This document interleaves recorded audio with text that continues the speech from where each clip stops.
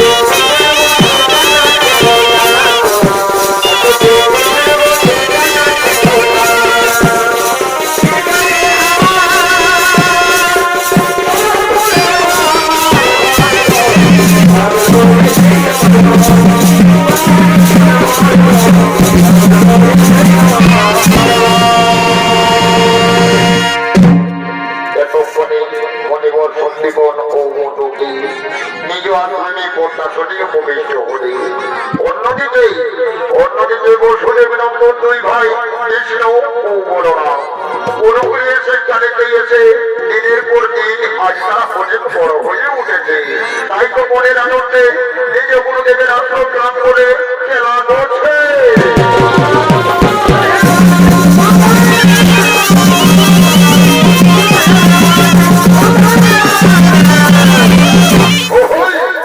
এই হলো বসুদেব নন্দন দুই ভাই কৃষ্ণ ও বলরাম।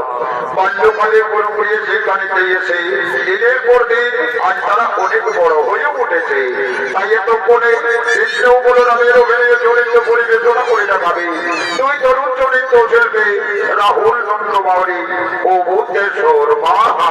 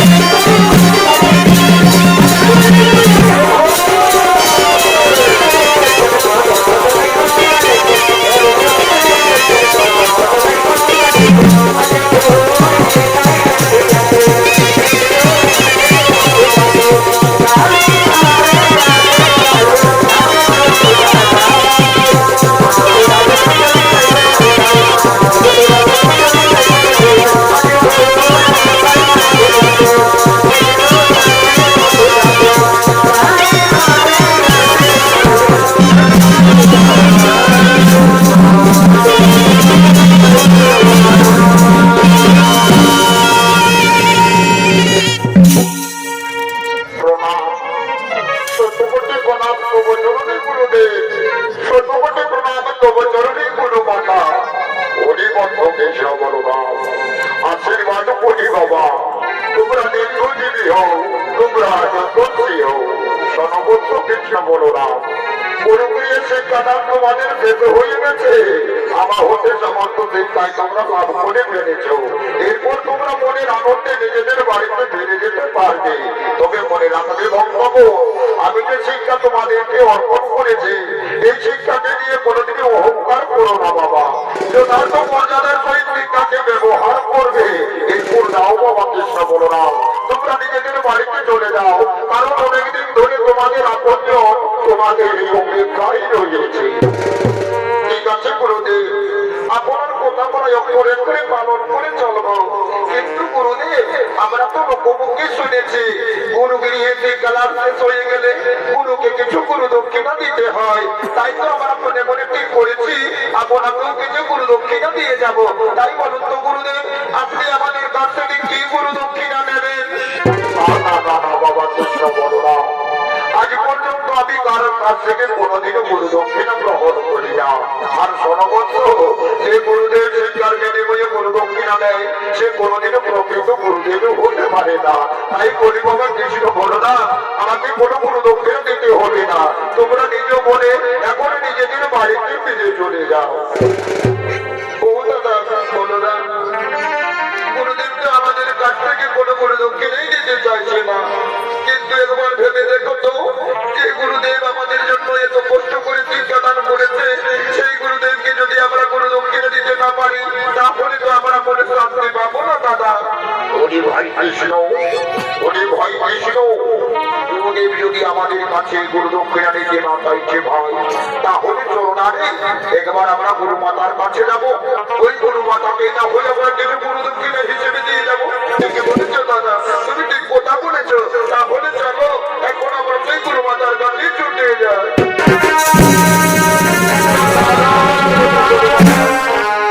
বাবা কৃষ্ণ বলরা, কি হয়েছে বাচ্চা? কেন তোরা অমন ভাবে ছুটতে ছুটতে আমার কাছে চলে এলে? গুরুমা, গুরুমা, আমাদের কিছু হয়নি, কিন্তু গুরুদেব বললেন আমাদের গুরু গৃহে শিক্ষা লাভ করতে শেষ হয়ে গেছে। এরপর আমরা নিজেদের বাড়িতে ফিরে যেতে পারবো। কিন্তু যাওয়ার সময় গুরুকে কিছু গুরু দক্ষিণা হিসেবে দিয়ে যেতে চাই।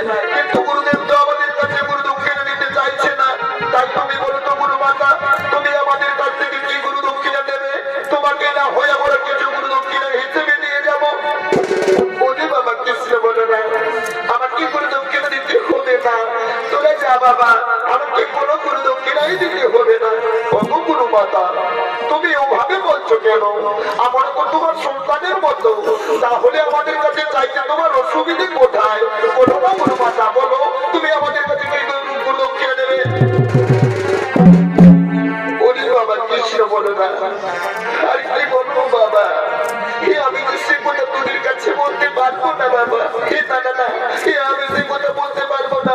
তোরা যা বাবা যা, এখন তোরা নিজেদের বাড়িতে ফিরে চলে যা।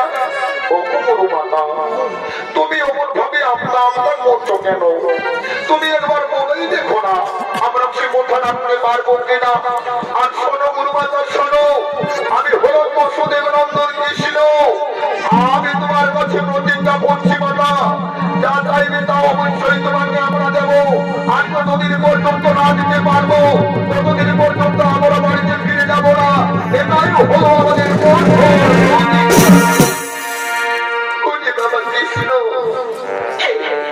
তুই করলি বাবা, না জেনে না বুঝি কেন এত বড় ভিতর প্রতিজ্ঞা করে ফেললি বৎস? বাবা কৃষ্ণ, তোরা জানিস না বাবা, তোদের মতো একটি আমার পুত্র সন্তান ছিল যার নাম ছিল পুনর্দত্ত।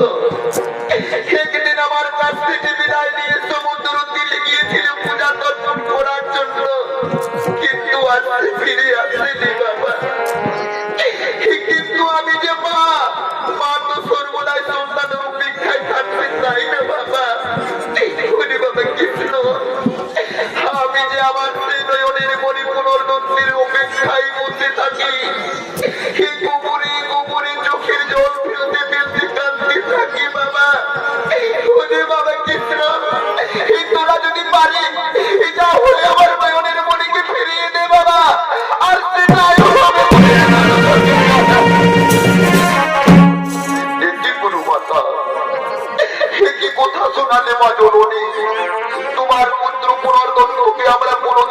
চোখে দেখিনি কোথায় আছেন কেমন করে আমরা ফিরিয়ে দেবো মা। ও বকুল মা, আমরা যে পারবো না মা, আমরা যে জানি বাবা কৃষ্ণ অসম্ভব কোনোদিন অসম্ভব হতে পারে না।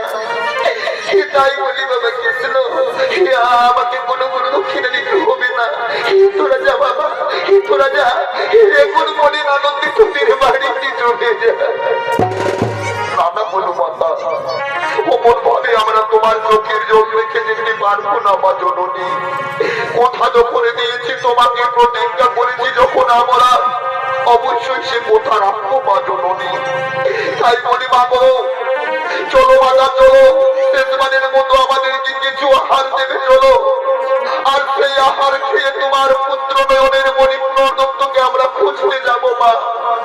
চলো মা, চলো আমাদেরকে শেষবারের মতো কিছু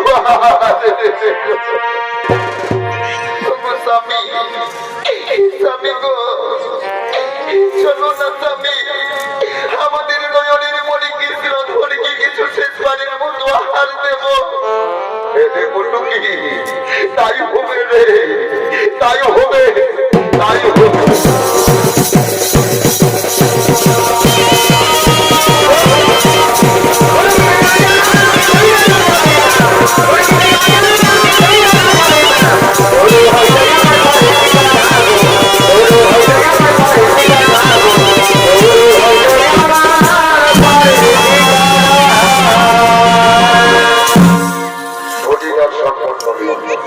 কৃষ্ণ বলরাম গুরুগৃহ থেকে বিদায় নিয়েছে গুরুপুত্র পুনর্দত্তকে খোঁজ করার জন্য। আর অন্যদিকে মায়াবীরা খোঁজ করতে জন্য সমুদ্র তলদেশে আগমন করছে। এই ভেবে দেখা মনে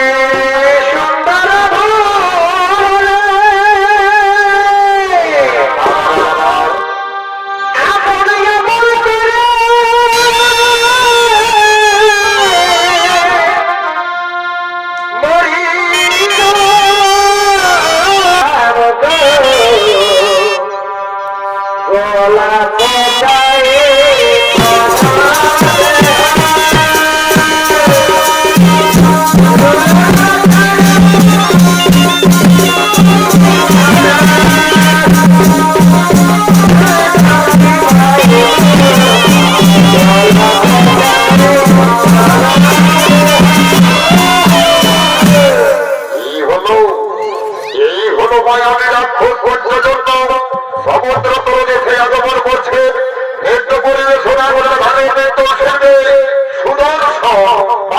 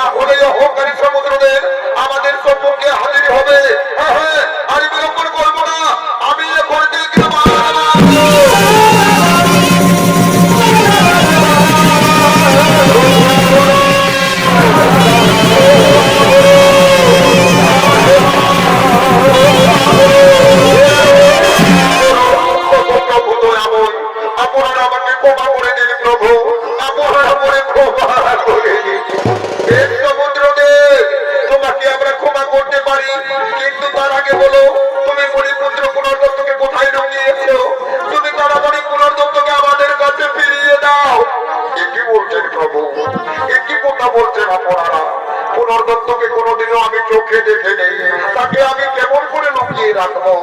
সে কি সমুদ্রদেব, তুমি জানো না একদিন পুনর্দত্ত তার মায়ের কাছ থেকে বিদায় নিয়ে পূজা তর্পণ করার জন্য এই সমুদ্র তীরে এসেছিল, কিন্তু আজকে ফিরে যায়নি। তাই বলো তো সমুদ্রদেব, তুমি তাকে মায়া বসে কোথায় লুকিয়ে রেখেছো? তুমি তাড়াতাড়ি আমাদের কাছে তাকে ফিরিয়ে দাও। না না না না না প্রভু, আপনাদের কোথাও ভুল হচ্ছে প্রভু। আমি তাকে লুকিয়ে রাখিনি, তবে হ্যাঁ, আমার বিশাল জলরাশির তলদেশে এক মায়াবী রাক্ষস পঞ্চজন্য বসবাস করি।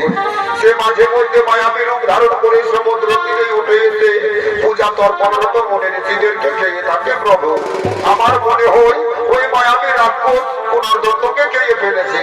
তাই আপনারা কৃপা করে একবার সমুদ্র তলদেশে যান, সেখানে গেলেই হয়তো পুনর্দত্তের সন্ধান পেতে পারে। বেশ সমুদ্রদেব, তুমি ঠিক কথা বলেছ। তাহলে আমরা এখন খোঁজ করতে করতে ওই সমুদ্র তলদেশেই যাবো। ও দাদা বলো না, চলো আর বিলম্ব করবো না, এখন আমরা সমুদ্র তলদেশেই ছুটে যাই।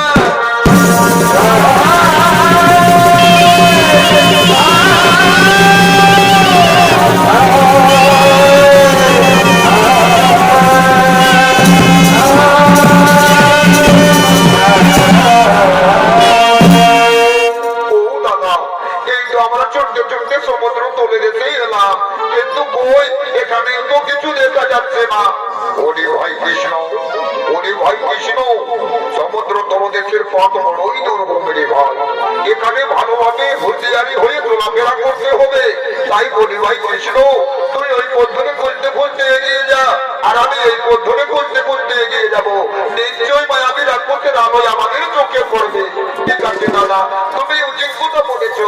তাহলে তুমি ওই পথে যাও, আমি এই পথে খুঁজতে খুঁজতে এগিয়ে যাই।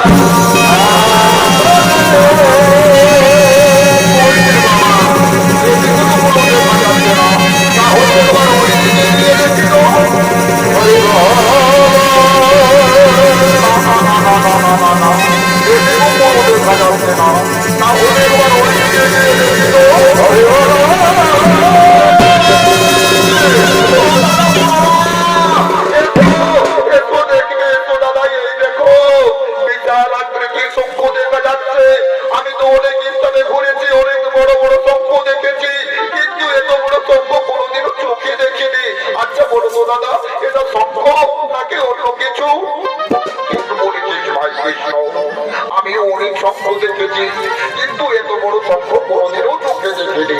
বলি ভাই কৃষ্ণ, মনে হয় এটা শঙ্খ হতে পারে না, এটা কোনো মায়াবী রাক্ষসের মায়া হতে পারে। তাই বলি ভাই, তোর হাতের অস্ত্র দিয়ে ওই শঙ্খের উপরে একবার আঘাত করে দেখো তো। যদি মায়াবী রাক্ষস তার ভেতরে লুকিয়ে থাকে, তাহলে নিশ্চয়ই সে বাইরে বেরিয়ে আসবে।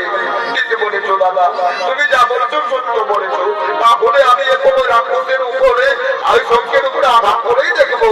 তার ভিতরে যদি রাক্ষস লুকিয়ে থাকে, তাহলে নিশ্চয়ই সে বেরিয়ে পড়বে। হ্যাঁ দাদা, তুমি এখানে একটু অপেক্ষা করো, আমি এখনই শঙ্খের উপরে আঘাত করে আসছি।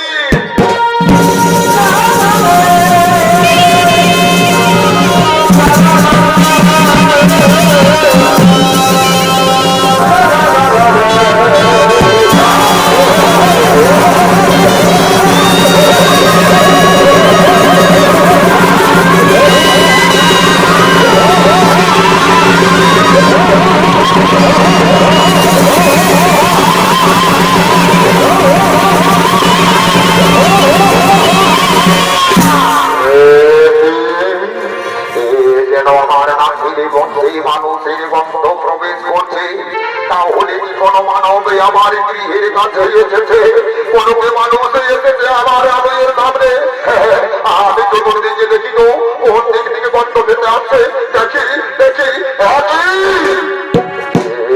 দেখছি আমি অপূর্ব সুন্দর দুই মানব এসেছে আমার ভোরের সামনে। যে খাদ্য খাওয়ার জন্য আমি মায়াবী রূপ ধারণ করে সমুদ্র তীরে ছুটে যাই, আজ সেই মনের মতো খাদ্য আমার চোখের সামনে এসেছে।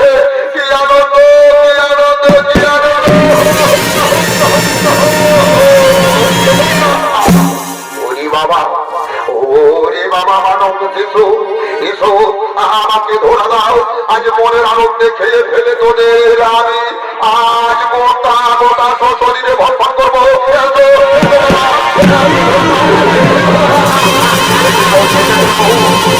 এসো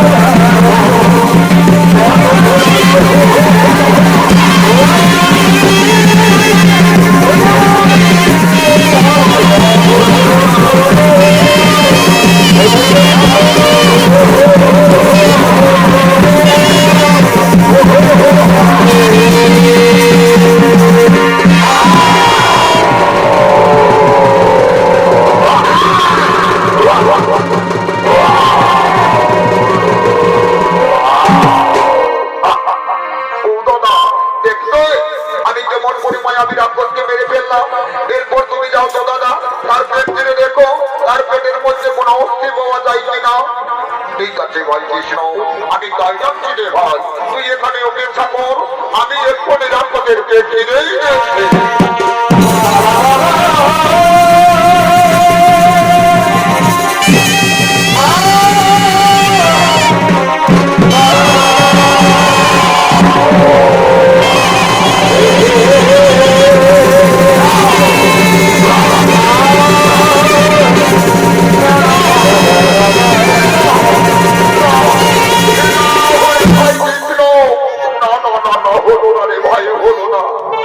আমি ওই মায়াবী রাজপুতের পেট ছেড়ে দেখলাম, কিন্তু তার পেটের মধ্যে কোনো অস্থি পাওয়া গেল না রে ভাই।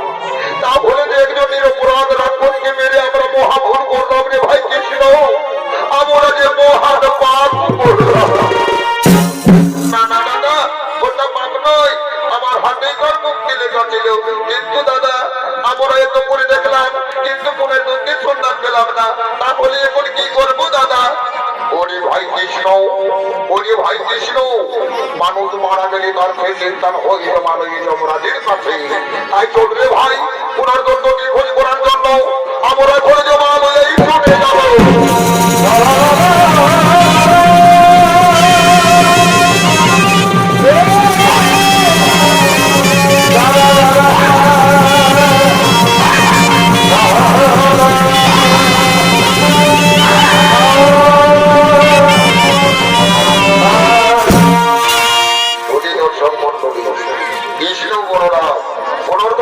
খোঁজ করার জন্য মানবরূপী দেহ নয় জমালয়ের পথে ছুটে চলেছে।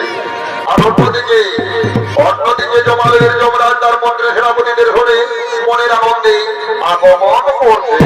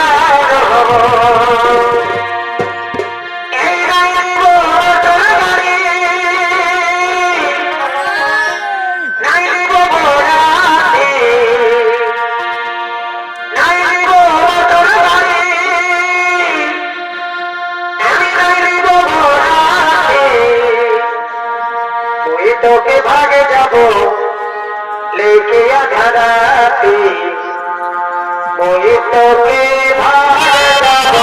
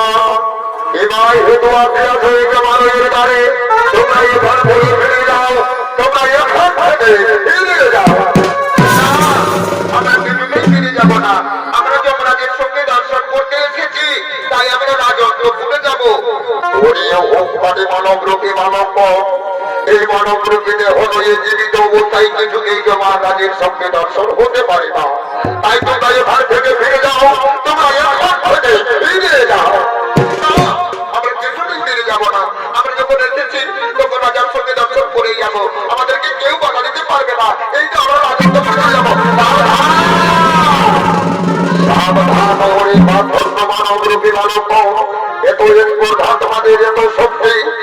তাই এখন দেখি আমাদেরকে শক্তির পরীক্ষা দাও, তারপরে তোমরা রাজত্ব করে যাবে।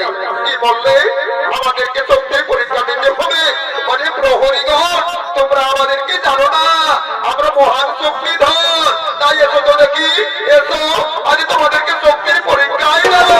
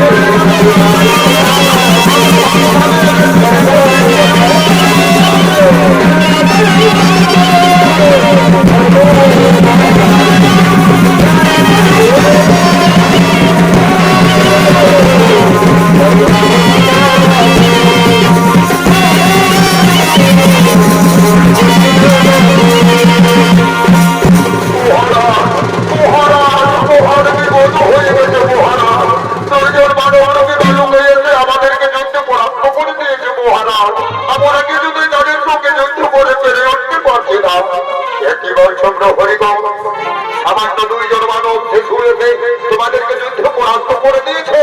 ওই চলো তো দেখি, দেখাও সেই বাসন্ড মানবদের। আসুন মহারাজ, আসুন দেখবেন, আসুন ওই দেখুন মহারাজ।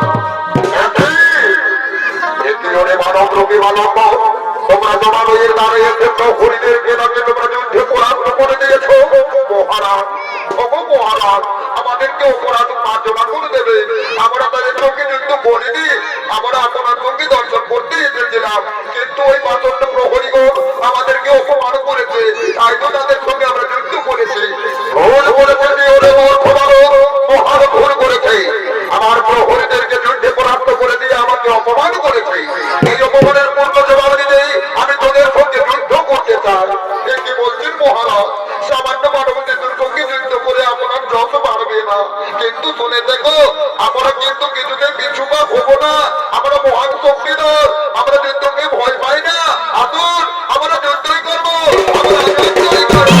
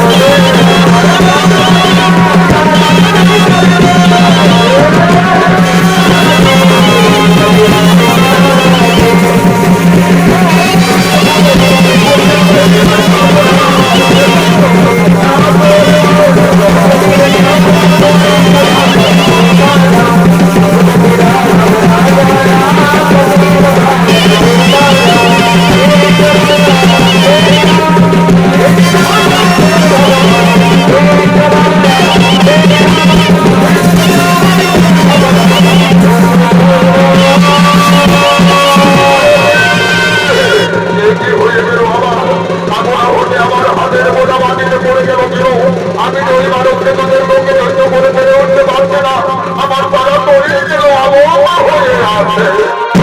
ওরে বাবা, ওরে বাবা, মানব শিশু, আমি তোমাদেরকে চিনতে পারিনি বাবা, কিন্তু কে তোমরা, সেবা তোমাদের পরিচয়? আমরা আমরা তুমি আমাদেরকে অহংকার করতে চিনতে পারোনি, তাই একবার যদি চিনতে যাও তাহলে ভালোভাবে নয়ন মেলে দেখো, তাহলে তুমি চিনতে পারবে আমরা কে, আমরা তারা, কিবা আমাদের পরিচয়।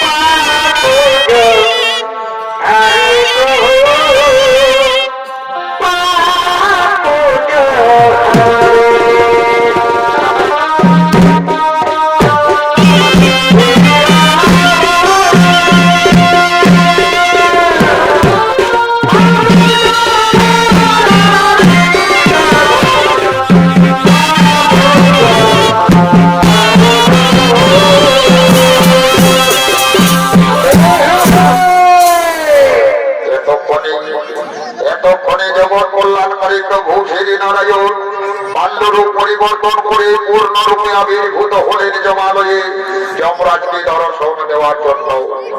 এতক্ষণে শ্রীকৃষ্ণ নারায়ণের অভিনয় সৌমিত্র পরিবেশ ঘোরা করে দেখাবেন পানি পাথর রক্ষাবান্তি ছৌ কাটেবেন শিক্ষানতা শত্রু শিক্ষক বৃন্দাবন মাহাতো। Oh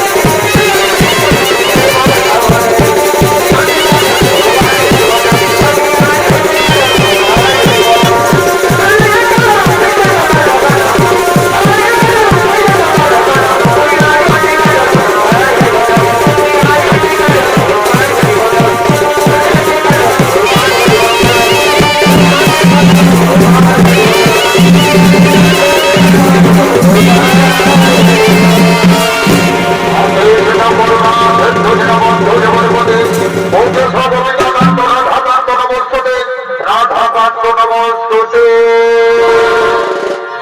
ওগো প্রভু যখন কল্যাণকারী শ্রীকৃষ্ণ নারায়ণ আপনাকে আমি চিনতে পারিনি প্রভু, আপনি আমার জমা লই আমাকে দর্শন দিয়ে আপনার আমার জীবনকে ধন্য করে দিয়েছেন প্রভু।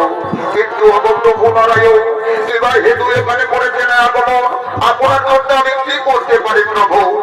শোনো যমরাজ, আমার গুরুপুত্র পুনর্দত্তকে তুমি সংহার করেছো, তাই তো তার আত্মা নিতে এই জমালয় আমি করেছি আগমন। এতে বলতেন প্রভু, সেই আত্মা আপনাকে আমি কেমন করে দেব? তাহলে যে বৈচিত্র্যের নিয়মকে নষ্ট হয়ে যাবে প্রভু, এ তো আমি দিতে পারবো না। এ কি বলছো যমরাজ? তুমি জানো না আমি হলাম সর্বশ্রেষ্ঠ, আমি হলাম জীবের মানব কর্তা, তাই আমি যাহা বলছি তা তুমি অবশ্যই করবে।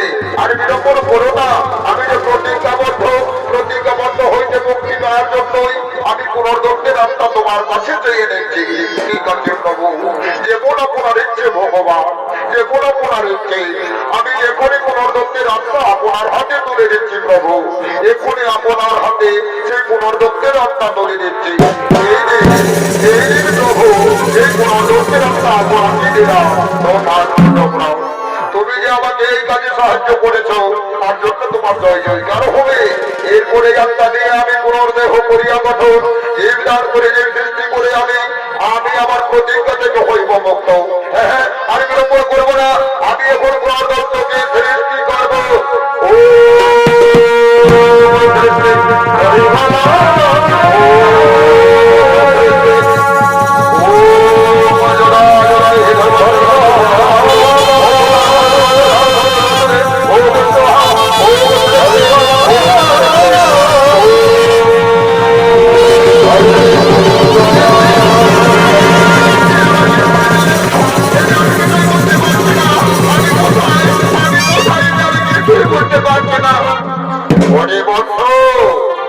ও তুমি রয়েছ এখন জমা রয়ে, আর চেয়ে দেখো আমি হলাম শ্রীকৃষ্ণ নারায়ণ। আমি যে তোমার মাতার কাছে প্রতিজ্ঞাবদ্ধ তোমাকে ফিরিয়ে দেওয়ার জন্যই, তাই তোমাকে আমি পুনরায় করেছি জীবন দান। এসো ভাই এসো, আর বিলোপন করবো না। আমরা এখন ছুটে গিয়ে সেই তোমার গুরু মাতা, আমার গুরু মাতার কাছে তোমাকে ফিরিয়ে দেবো। এসো, আর বিলোপন করবো না। আমার এখন আশ্রমে ছুটে যাই।